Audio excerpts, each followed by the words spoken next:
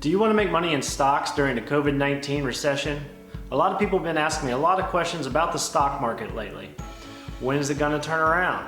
What stocks to buy? While no one knows for sure when it'll turn around, history shows us that it will turn around eventually. This may take several months or even years to get back to where we were, but there is no doubt that the markets will turn around. In this video, I'm going to share with you 5 tips that I have learned over 15 years of trading and how I was able to 10x my money during the Great Recession of 08-09 when the banking industry collapsed. I also use this same strategy to beat the markets consistently by 2 to 3% annually. And if you stick around, I'll show you how to minimize your risk when investing in the stock market. What's up everybody, I'm Ryan, founder of MindOfTheFinancier.com, where we provide financial education and inspiration to build the lifestyle that you desire. So if you want to see more videos about improving your money mindset, increasing your financial fitness, and becoming money wise, be sure to go ahead and hit that subscribe button. Number 1, buy the dip.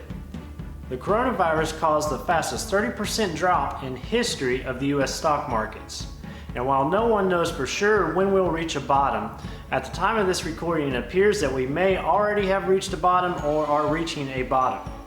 Some industries appear to be turning around while other industries are still falling. It's important that we understand that we need to use technical indicators to determine when the bottom arises. There are several technical indicators out there, but my preferred method is called higher lows. And it's a pretty simple concept to understand.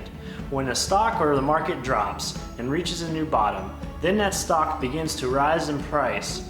Over the days and weeks, the stock will continue to move up and down, fluctuating. Higher lows simply means that the lows for that stock are simply increasing. A period of 3 to 5 consecutive higher lows is a good indication that the stock or the market is now rebounding. This is generally a great time to buy a stock, ETF, or mutual fund, as this minimizes your risk of that stock, ETF, or mutual fund falling further and you losing money. Number 2, find the cheapest industry. While the travel and oil industries were hit hardest during the crash due to COVID-19, other industries such as pharmaceutical and tech have already found a bottom and begun to rise. Finding a stock, ETF, or mutual fund in one of the industries hit the hardest offers the greatest potential for returns. But this may take a while for these industries to turn around, so be sure to do your research and make an educated decision. Number 3, find cheap stocks.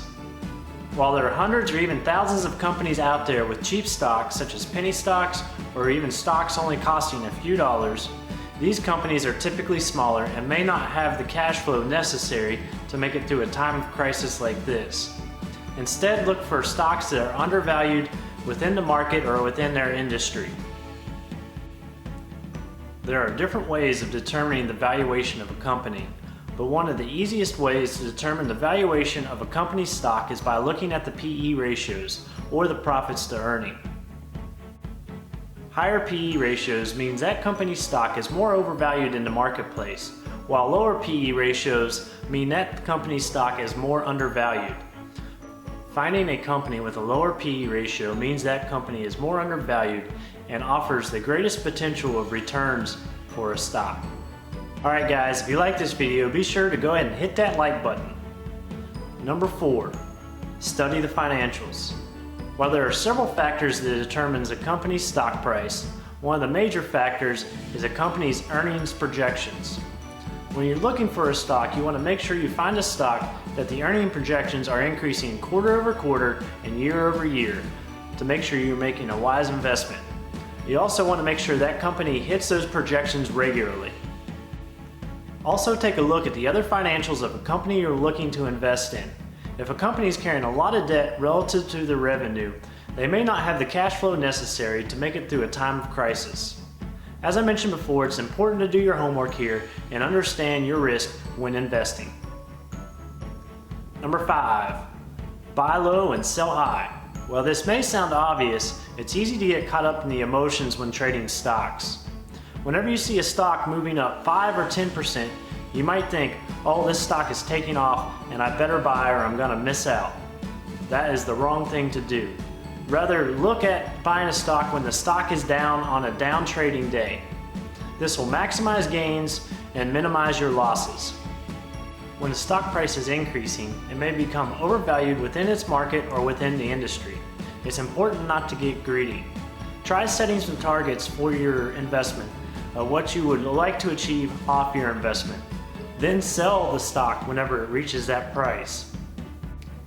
This way you can lock in your gains and reduce your risk. You can then take that money and find a better deal in another stock or a different market and reinvest there. Alright guys, leave a comment below and let me know which one of these tips makes the most sense to you.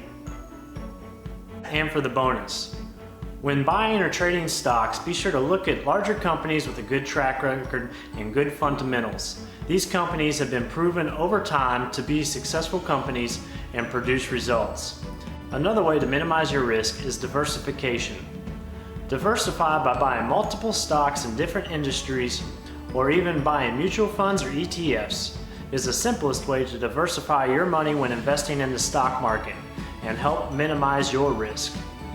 Alright guys, if you know someone this may help, please be sure to share with them. And as always, you can find me on Facebook and Instagram at Mind of the Financier. And you can also check out my website, mindofthefinancier.com, to learn more. Thank you and namaste.